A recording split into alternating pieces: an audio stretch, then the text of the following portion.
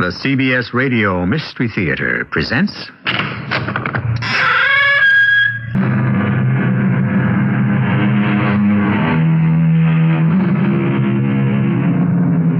Come in. Welcome. I'm E.G. Marshall. Long ago, or was it only yesterday, it seemed that there were no such words as, for instance, consciousness raising. We paid lip service to concepts like equality. But after all, everybody knew that men were stronger and more capable than women. The ladies, bless them, had their place, and it was in the home. Then suddenly, this centuries-old arrangement just fell apart. But there are those men who simply cannot understand it.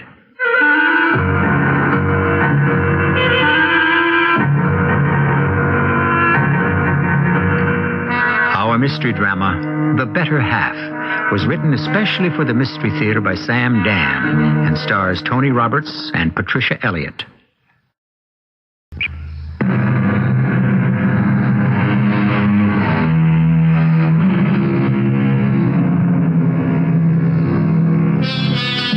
Everyone said that marrying Jeannie Fry was the smartest thing Bobby Boyle ever did. After all, Bobby had been knocking around for years as a PR man and not really getting anywhere. It was Jeannie's genius that organized Boyle and Fry.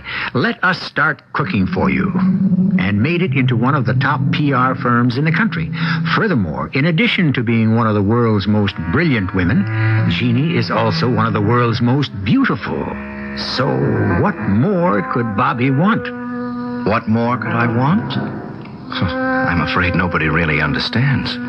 I don't want more. I want less. Eat some more.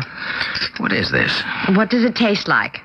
Garbage. Be specific. What kind of garbage? How would I know? Why are you so irritable? This is our new account. Jack Martin's company has brought out this new health food. It certainly tastes bad enough to be good for you. That's because it's filled with all those minerals and vitamins and et cetera, et cetera, et cetera. Well, he'd better put some things in there to improve the flavor. If he does, it'll be just another junk food. How are you going to sell this? Don't be concerned. I'll think of something. I'll save the day. And she did.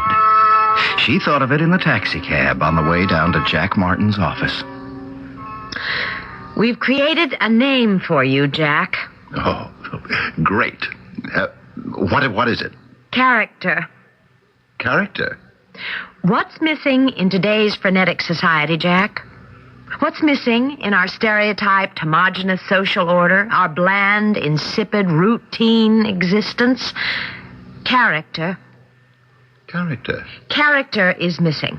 Strength of purpose, of will. All right. Strength to face the plain, unvarnished truth. Character has the strength of truth. That's exactly what your new cereal has. Truth. The taste of truth. Are you starting to think with me? It's beginning to glow. Truth. Face the truth in the morning, and it will stay with you all day long. Yeah. You are what you eat. Right. So each morning, absorb the truth, a truth that is not hidden, disguised, adulterated. I got it. Why don't we call it truth? Truth? Fantastic. Jack, you're a genius. Yeah. Truth. Yeah. Not bad. What do you think, Bobby? Is it exactly wise to put out a food product that only appeals to men, that turns women off by its very image? That's a point, Jeannie. Of course, that's the point. Why come out with one cereal when we can come out with two? Two? Of course. Bobby and I have been working on a similar image for a ladies' breakfast food, haven't we, Bobby? Bobby, you're the luckiest guy in the world to be married to Jeannie. What more could any guy want? Bobby, maybe you'd better get back to the office and set up a production meeting. I'll work out some of the basic philosophy with Jack. Philosophy. At one time, it had to do with deep thinking on the part of people like Plato and Socrates and Spinoza. Now it's Anyhow, you look at her, so elegant, beautiful, sophisticated. But 10 years ago, I keep thinking of her 10 years ago. Do you know where I met her? Can you even begin to imagine what this cool, brilliant woman of the world was doing? Give me a stack of wheats. 2 easy over. BT, hold the mayo. And what's yours? I'll just have a cup of coffee, Jeannie. Yeah, so how do you know my name is Jeannie?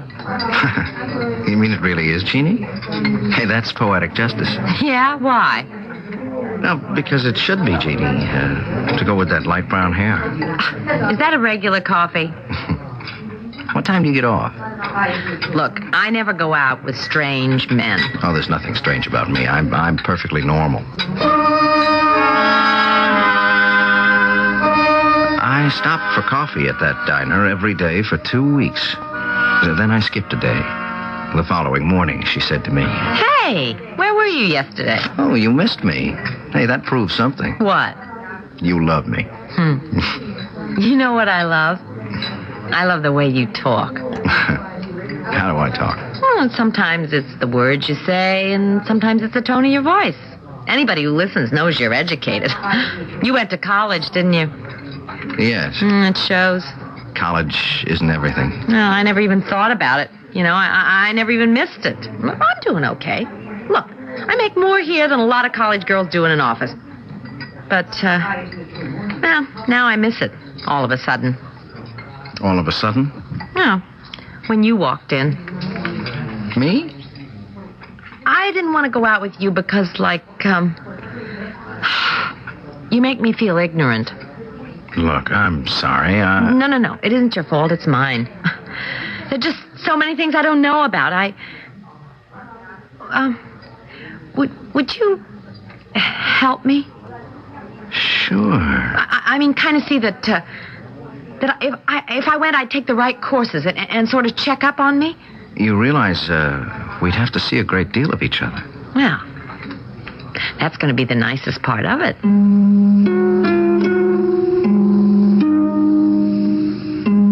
She was, I can only say, unbelievable. Unnatural. She seemed to soak up learning just like a sponge. Art, music, literature, languages, history, even the sciences. They all came so easily.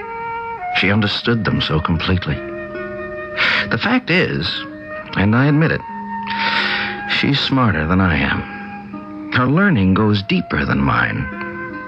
I don't mind that at all. I just wish it wasn't so obvious to everybody else. Well, now, that isn't true. I do mind it. Yes? Hi, it's Jack. Is Jeannie back at the office yet? Oh, she has a lunch date, Jack. Anything serious? I want to discuss some policy aspects of this new campaign. Oh, I can help you out there. Yeah, sure. I guess you could. What's the problem? Oh, for crying out loud. I'd forget my head if it wasn't either. I can't take the time to talk about it now, Bobby. What's wrong with me? I got a board meeting in 5 minutes. Oh. It'll break by 4:30. Ask Jeannie to ring me then, huh? Sure. You know, you're the luckiest man in the world to be married to Jeannie. What more could any guy want? You're the luckiest man in the world. What more could any guy want? It was like Chinese water torture, you know, where they drip water on your skull one drop at a time until one day you just go crazy.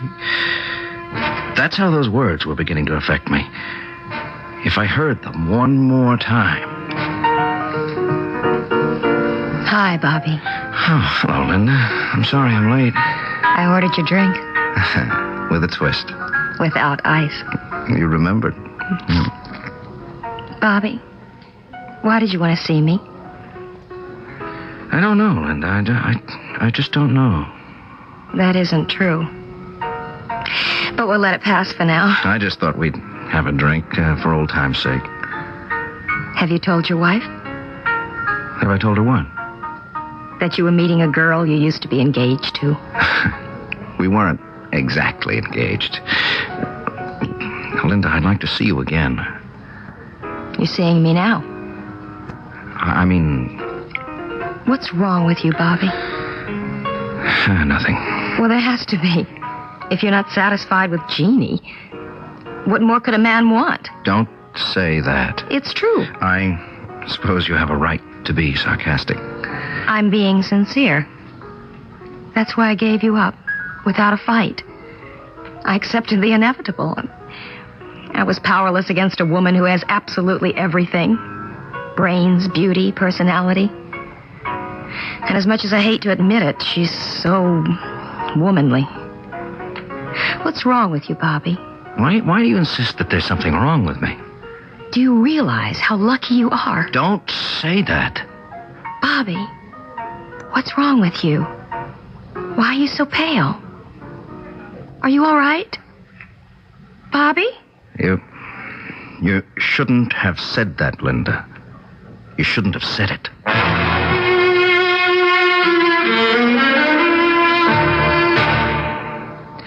Where were you, Bobby?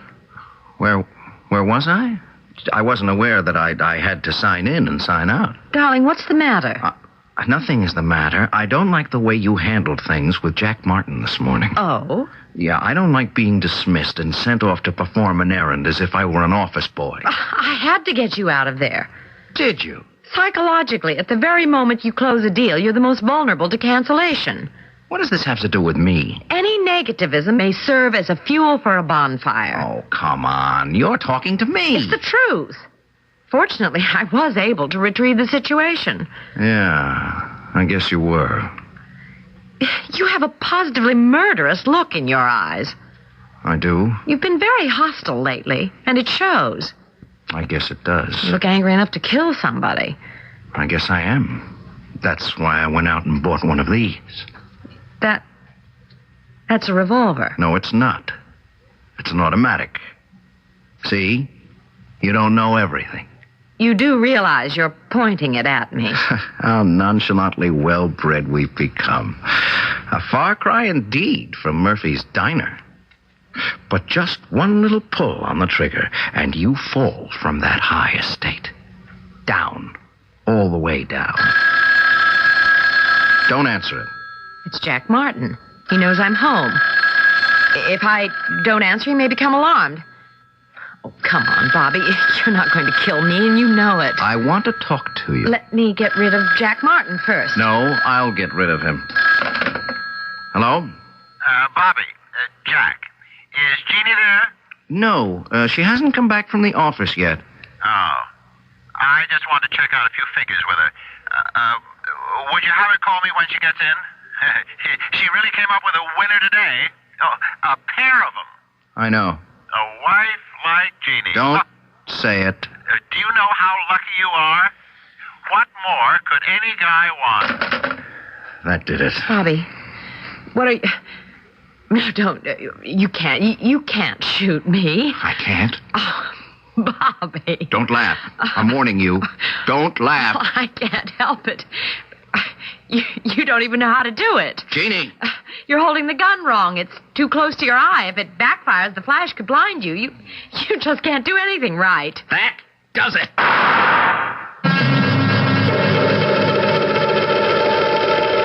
You go along quietly in the same old rut, performing the same old routine for days, weeks, months, years, and everybody thinks they understand exactly who and what you are. And then suddenly, without warning, you just explode. You embezzle $1 million from your boss, or you just drop out and go to the South Seas to paint, or you murder your wife. But I shall adhere to my time-honored routine and return shortly with Act Two.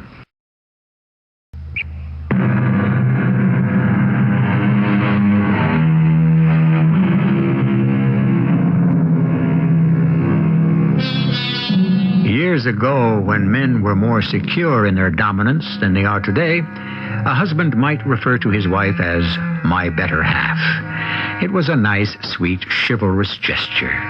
But what man really, deep down, believed it?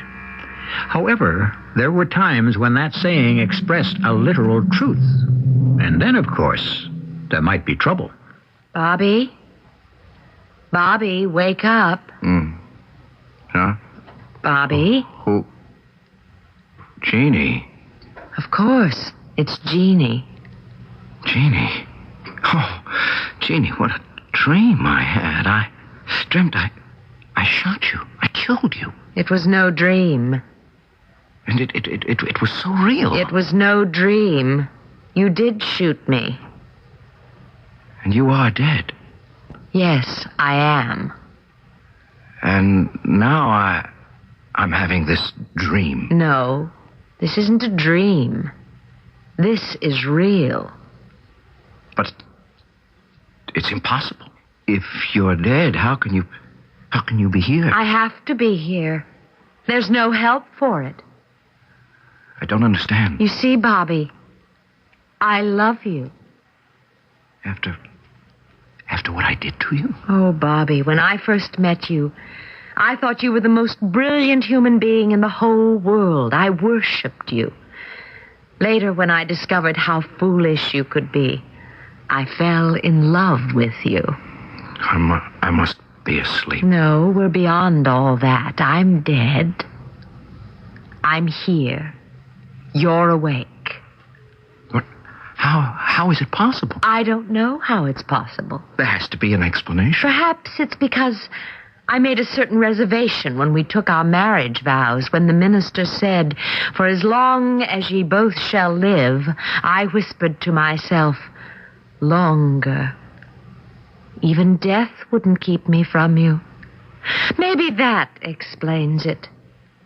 The fact is, somebody has to look after you. But if you're here, then it's as if you're still alive. Nobody will know the difference. No, Bobby. I'm only here for you. To everyone else, I'll be dead. No one can see me. No one can hear me. Why? Darling, take my word for it. Why can I see you and hear you? You have to. Or there would be no point to my coming here. Well, why are you Oh, here? poor darling Bobby. I don't want you to go to jail. What are you talking about? Jail? You killed me. Well, what's your next move? That is your basic problem. You never make plans. I'm gone now, Bobby. How shall you account for my disappearance? What are you going to say? I don't have to say anything. Oh, darling, you'll make a mess of it. Let me help you. No. No? No, that's why I killed you, remember? I don't want your help. And besides, all this is just a dream. So, if you'll excuse me, I'll go back to sleep. Darling, if you're dreaming all this, how can you go back to sleep? All I know is that it is morning, finally. And I'm all alone in the bedroom. Did I have a nightmare? I can't say. One thing I know, and know for certain, I had killed her. The rest... Well, there is such a thing as conscience, and I am sorry. But I had to do it. I felt that, in her own way, she'd been destroying me. Yes? Bobby. Oh, Jack. Good morning. Good morning. It's almost time for lunch. Where's Jeannie? I called the office. She hasn't come in yet. Where is she? Jeannie? We have all this important stuff to go over. Oh, Jeannie. Bobby, are you all right? What's going on there? Nothing that I know of. Well, is she home? No. Now, look, do you mean you don't know where she is? Tell him you'll call him back. I'll call you back. Jeannie. I told you. You simply have to account for my not being here anymore. Now, let me tell you how you're going to do that. Look here. Can't you understand? You're a man whose wife has suddenly and mysteriously disappeared. You're going to need some very fancy footwork. So, to begin with, let me tell you what you must say to Jack Martin.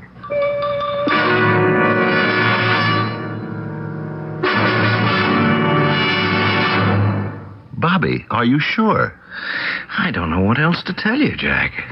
Well, I find it awfully hard to believe about you and Jeannie. I thought you were the world's happiest married couple.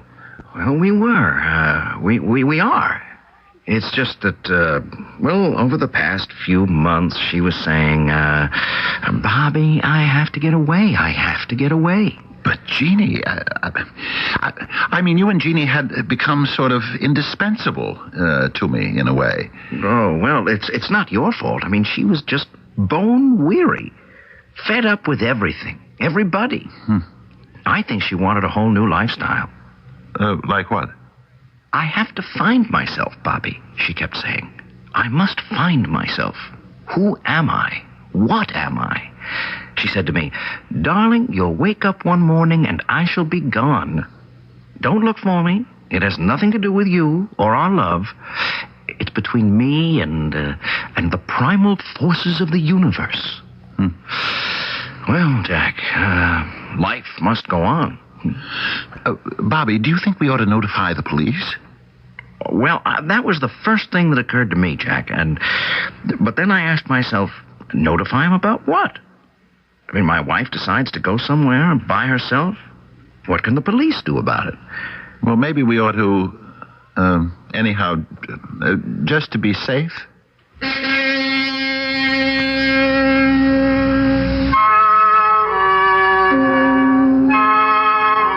When I returned home that evening, there was a cop waiting for me. A detective. Her name was Lieutenant Diana Pollock.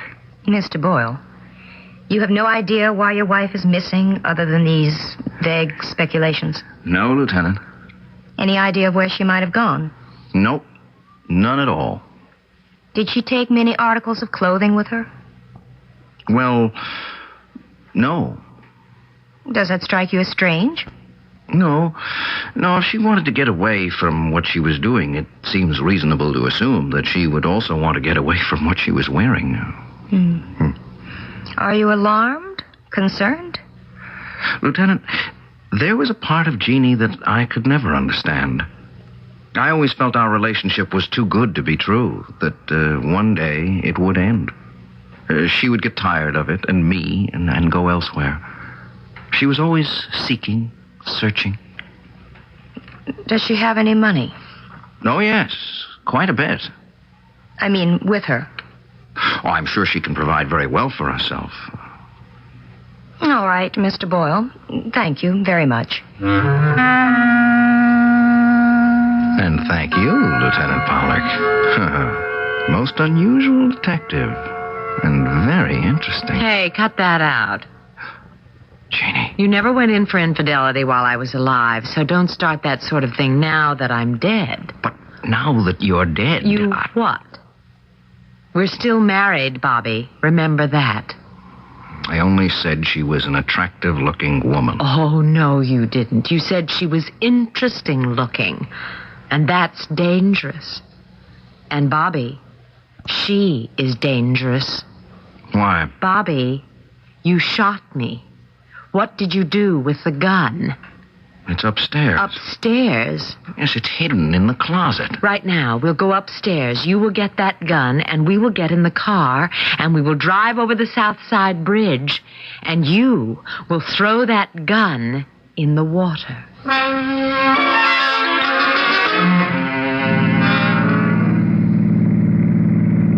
Oh, this is all right, Bobby. Right here. Good.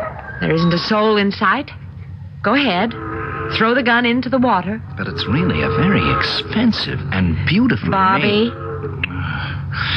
All right. Out the window. Good.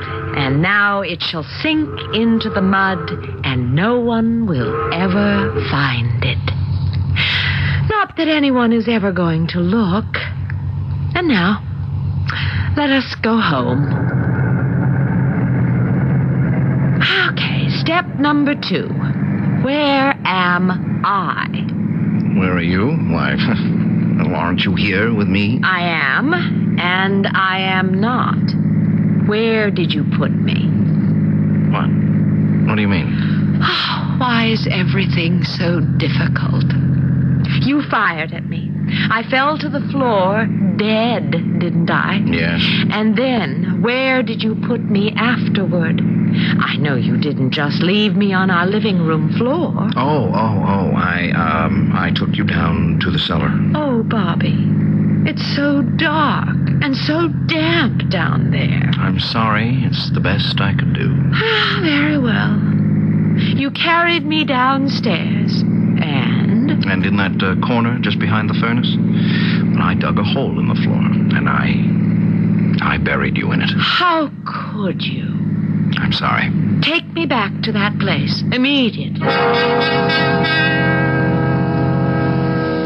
I was afraid of this. Afraid of what, Jean? You mean I'm underneath there? Well, yes.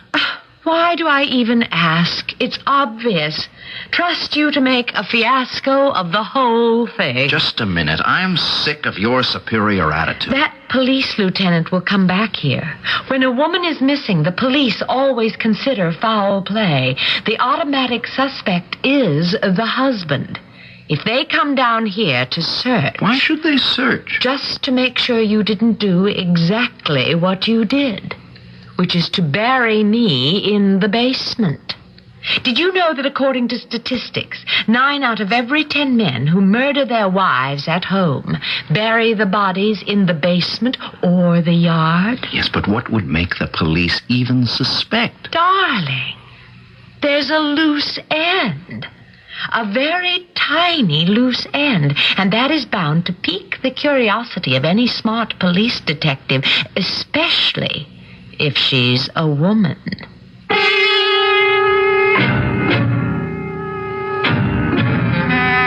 A loose end? Now, what could that loose end be? When Detective Diana Pollock left the house after questioning Bobby just a little while ago, she seemed satisfied that everything was in order. A loose end? If you concentrate on it, you might just remember what it is. I shall return to help you tie it up in Act 3.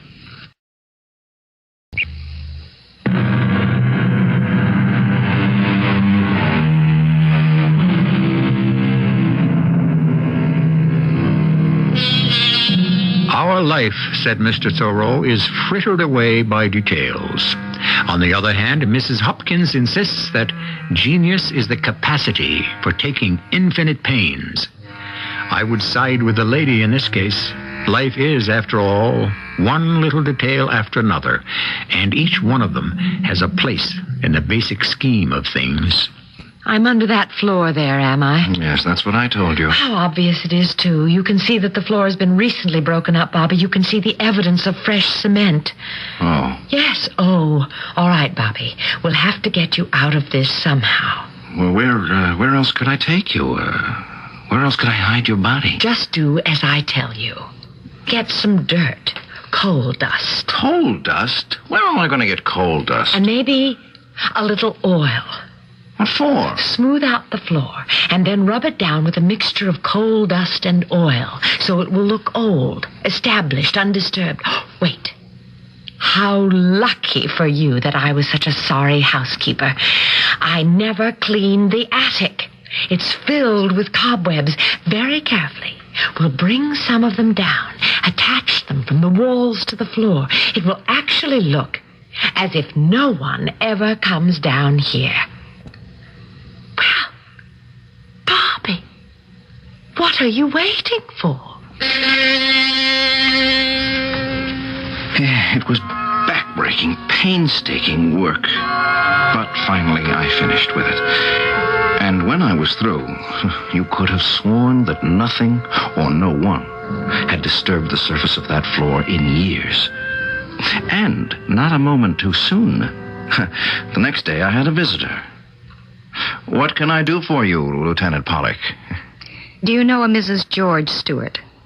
No. Her name is Linda. You were engaged to her. Oh, Linda. Yes. Well, I just didn't connect the married name. The day your wife disappeared, you had a date with her. Oh, no, I didn't. You mean you were not drinking with her at Larizio's restaurant? Oh, that. You couldn't exactly call it a date. What could you call it? We just happened to meet for a drink. Why? Why? Mrs. Stewart has a suspicious husband. I didn't know that. He has a hunch, or as he explains it, a gut feeling, that Mrs. Stewart is having an affair. Linda? Oh, I can't believe that. So he decided to follow her. That's rather despicable, don't you think? To Larizio's, where she sat in an inconspicuous booth, obviously waiting for someone to arrive. Someone did. It was you. Well, yes, I don't deny it. Why did you arrange to meet? Curiosity. We'd been quite close at one time, and I was curious to know just what she looked like, how she is. Aren't you ever curious about old friends? About old friends, yes. About old fiancés? No. But that's all it was. Curiosity. You do have a motive. What do you mean? A motive?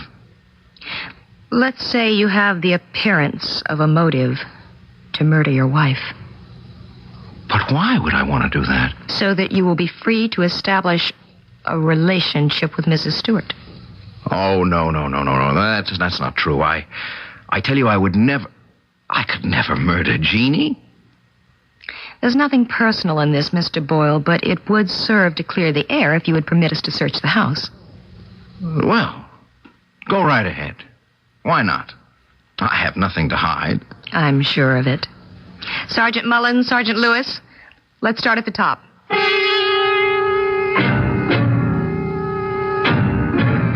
I want to tell you, they were very efficient. They went from room to room, closet to closet, drawer to drawer. They looked upstairs and downstairs, and literally in my lady's chamber, and they apologized profusely for the inconvenience. Then, of course, we went downstairs to the cellar. It's musty. I'm sorry.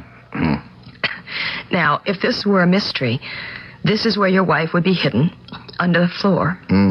I assure you, there's nothing mysterious about me. My life is an open book. Look at all this dirt and dust. Doesn't anybody ever come down here? No, we just never had the need to. Sergeant Mullins, what do you think? Nothing. I agree. Let's get out of here. Mr. Boyle, thank you for your cooperation. I hope your wife comes back.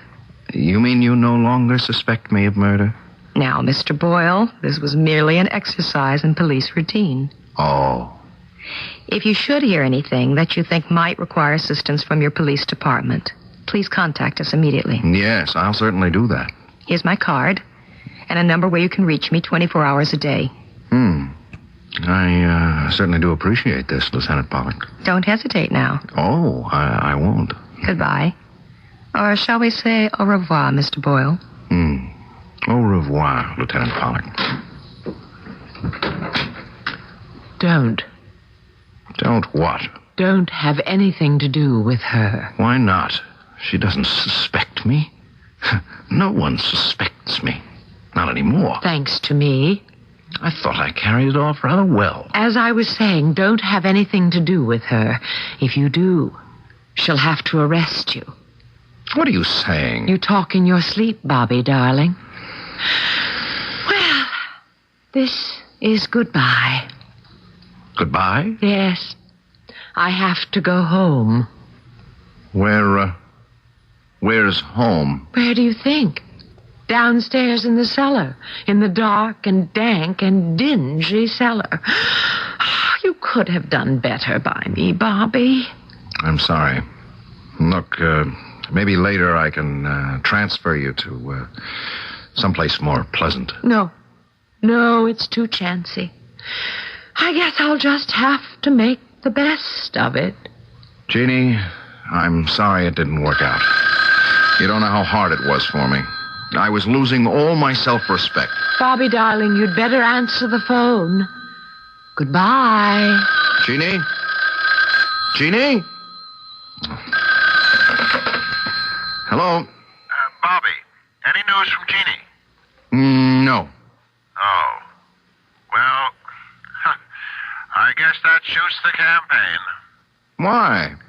Well, Jeannie was supposed to have come up with the whole, rationale for the whole thing. I told you I would come up with something.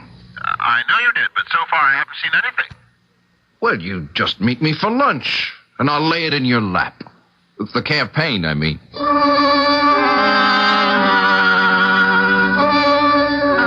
I'll show him. I'll show the whole world. I have ideas. I create concepts. Maybe mine aren't as flashy as hers were. But if you look deeply at hers, they were basically shallow and superficial. A lot of glitter.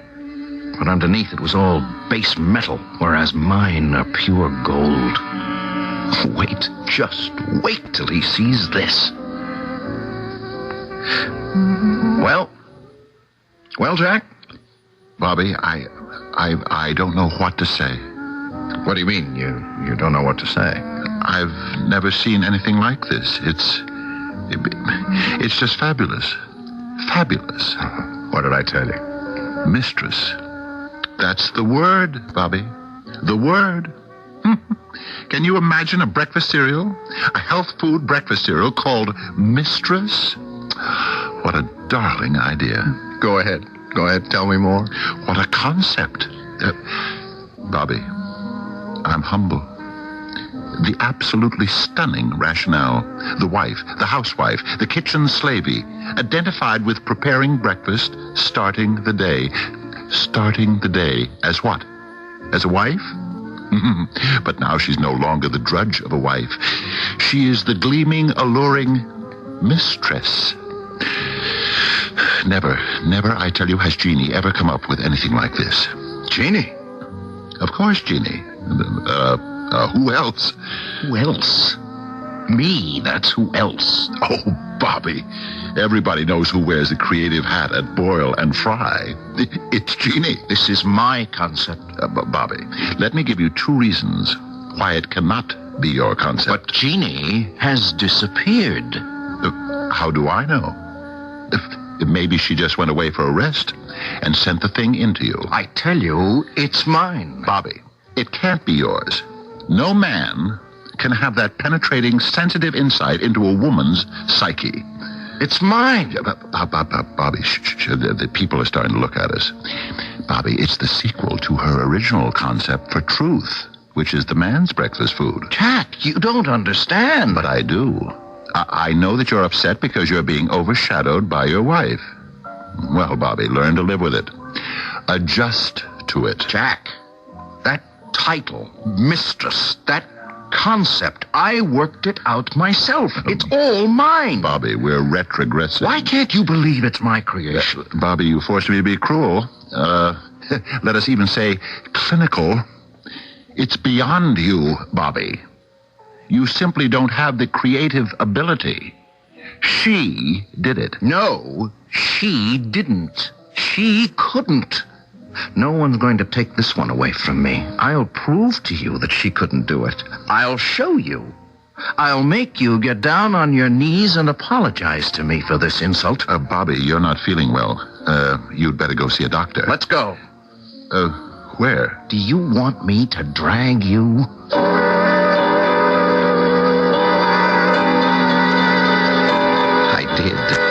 I pulled him away from the table. I hustled him into a cab. I made him come into the house. I hustled him downstairs. There was a pick and a shovel. I made him start breaking up the floor with the pick while I began shoveling. He was scared. He thought it was best to humor me. Bobby, just don't get excited. Why are we tearing up the floor? To prove my point. What point? That I created the concept. Well, all right. All right, okay. I believe you. No, you don't. You're trying to humor me. I'll give you incontrovertible. I'll give you unassailable. I will give you undeniable proof that she could not have written that concept. Bobby, Don't stop digging. Don't stop digging. Keep digging. Keep digging. But, Bobby, something seems to be... There. See? So, how could she have written the concept? Look at her. Look at her and tell me how. Bobby. Now? Now do you believe me?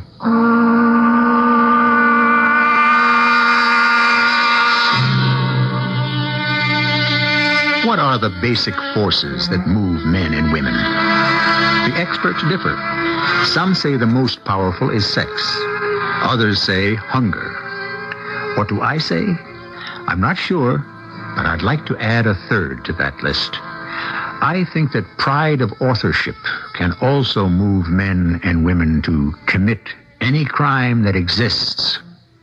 I'll be back shortly.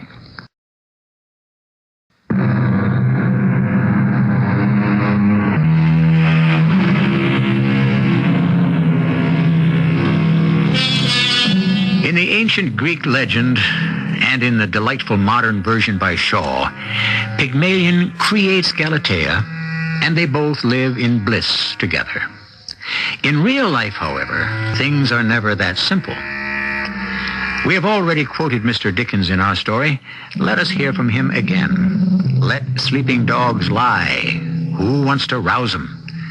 And so, ladies and gentlemen, don't try to change your mate into something else.